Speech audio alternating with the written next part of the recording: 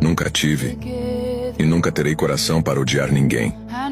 A quem me faz mal eu sorrio, abençoo e sigo meu caminho, pois sei que o tempo coloca todos em seu devido lugar. Acredito no poder do perdão e na importância de cultivar a paz interior.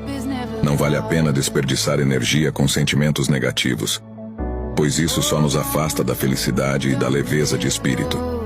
Prefiro me concentrar em coisas boas, em momentos de alegria e em experiências enriquecedoras. Não permito que a negatividade alheia contamine minha paz interior, pois sei que o que plantamos, colhemos. Que a vida seja sempre regada de amor e que possamos aprender a conviver de forma harmoniosa com todas as pessoas ao nosso redor. Que a compaixão e a empatia guiem nossas ações e que possamos sempre ser luz na vida daqueles que cruzam nosso caminho.